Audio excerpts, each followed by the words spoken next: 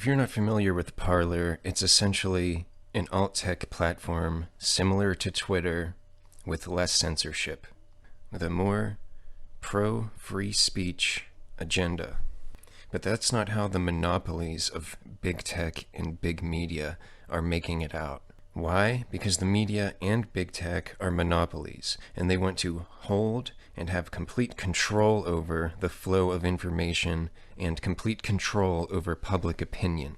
The main reason Parler is in the news is because people have been flocking there, mainly conservatives, as they get censored on Twitter, as they get censored on Facebook, as they get demonetized and deplatformed and silenced and removed. This is a place for average people, for people with moderate-sized platforms, for people without massive platforms and massive power to express their opinions and their views, and to give you news you might not otherwise see. But again, that's not what they're making it out to be. It's under attack by the pro-censorship monopolies of tech and media.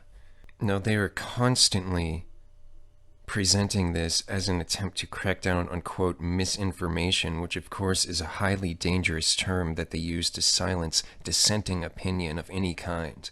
Not only that, it's also the term that these massive, immensely powerful mainstream news outlets use to silence lesser platforms who don't have the resources to fight back against the ban hammer. I'm going to go into further detail about terms like misinformation and how it's used later and in other videos, but for now, let's look at, here's one story. I've noticed multiple mainstream outlets attacking Parler, all using the same excuses. Now, this is not about misinformation. This is not about people being misled. This is about the fact that one ideological group has complete control over mainstream media, over social media, over the Hollywood elite. It is a massive propaganda machine that is angled in one direction, and people don't see the danger in that. People can't see the potential problems in that.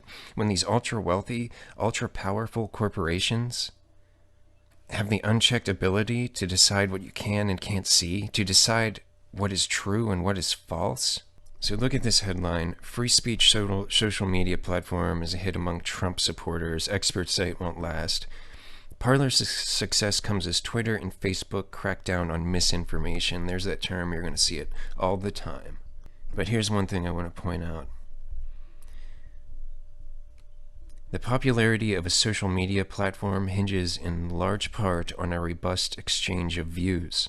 But what happens when it turns into an echo chamber where most people there share the same opinions? You mean like Twitter? You mean like social media, mainstream media, and the entirety of the Hollywood elite? Is that what you're referring to? You don't think that's an echo chamber? But they target Parler with those kinds of accusations. When people are simply escaping to Parler so that they can express their views. Because right now the other platforms are an echo chamber that actively silence alternative opinions. Whereas Parler, with a pro-free speech platform, they're not silencing alternative opinions. You can voice your opinion there, regardless of which side of the political aisle or cultural issues. It doesn't matter where you are. It's a place for people to go to express their views and opinions. Period.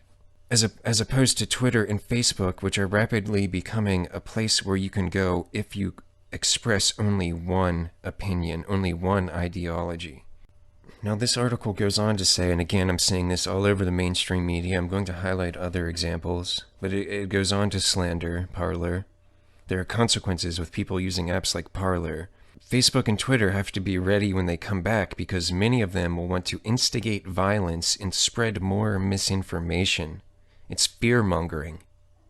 And people likely won't and shouldn't return to Facebook and Twitter until they dial back on their pro-censorship, authoritarian methods of silencing people of differing viewpoints.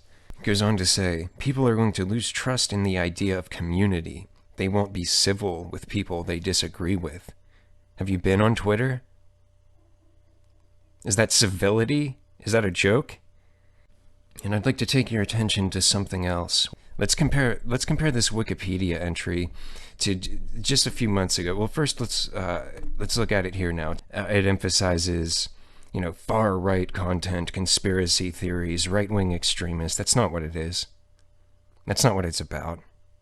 That's what they're saying. That's the fear-mongering to make you not want to go there, to get on board with crushing this smaller business. Compare that to the same entry, the Wikipedia entry for the same company, for Parler, a few months ago, before they went on this insane censorship campaign. Parler is a United States-based microblogging and social networking service launched in August 2018, promoted as an alternative to Twitter, and particularly marketed to political conservatives in the United States. That is an accurate and unbiased description. But when they started the propaganda war in order to crush any kind of alt-tech platforms, crush any kind of competition at all, they're changing all of the information that you have available to you to paint these things out as dangerous and extreme when they're not. To paint them out as dangerous, so we get on board with these tech giants crushing their competition, using their power in unfair ways to maintain their monopolies. Here's one final story I want to point out because this is important. These are hot button terms. That's all it is. When you see like conspiracy theories, extremists, far right, conspiracy theories, these are hot button terms to get you to shut your mind off and close your eyes and get on board with the censorship campaigns. Here's a story that's important to illustrate. Galileo is accused of heresy. In the past, the church was the absolute, it was considered the absolute authority on what is true, and it silenced dissenting opinions. It's not like it is today, where church is just practically a social gathering of people who know each other, who come together to pray and socialize. And you have the Catholic Pope saying things like, yeah, there might be aliens, I don't know. Back in the day, it was the authoritarian establishment that saw itself as holding a monopoly on the truth in public opinion. Galileo had a conspiracy theory that the earth revolved around the sun and not the other way around. He was accused of heresy for that conspiracy theory, accused of trying to undermine the church. And it says here he was ordered to edit the book, and it says, as a quote, "And we condemn thee to the prison of this holy office." This is where authoritarian censorship leads. This is why you don't have a massive organization that has the ability to decide what is true. All theories start out as just that, theories. It's only once they're presented to the public, explored, and investigated that they can be determined to be true or false. These kinds of things are absolutely typical. The powerful censor and silence those without power. They censor and silence dissenting opinion. This is why you can't let groups have this much power. You need to open your eyes to how this works. These aren't the benevolent overlords. This isn't about keeping us safe from misinformation. It's never been about that. This is about the expansion of power and control. Big tech and the mainstream media are using these tactics, are using and weaponizing these terms to keep themselves at the absolute top and prevent anyone else from ever reaching anything close to their level. This is how they maintain their monopolies. This is how they maintain their hold over public opinion and their ability to manipulate it. This is control of public opinion. This is control of our minds. It's time to resist this kind of thing. It's time to see through this garbage, these lies, this deceit. I consider this the misinformation, but it's the most powerful groups pushing it upon us. Do not allow yourself to be controlled by this. Do not give in to this. Speak out against this. There are basically three groups of people responding to this. There's the people at the topmost levels who are complicit and they know what they're doing. There's the people who understand what this is, but they think they're going to benefit from it. They've been duped into thinking, we're not going to censor you, we're just going to censor those people who disagree with you. We're never going to suppress your beliefs.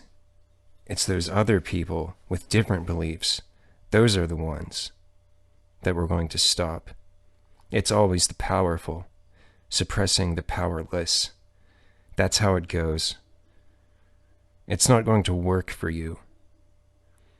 They're not on your side. They don't care about any of us. The third group of people are the people who see through this and see it for what it is. This is the most powerful among us, making sure that they control the narrative, that they control public opinion, while the rest of us don't even have a say. Speak against this thing, make a video, do something, do anything to resist this. This is a message from the Society of the Silenced.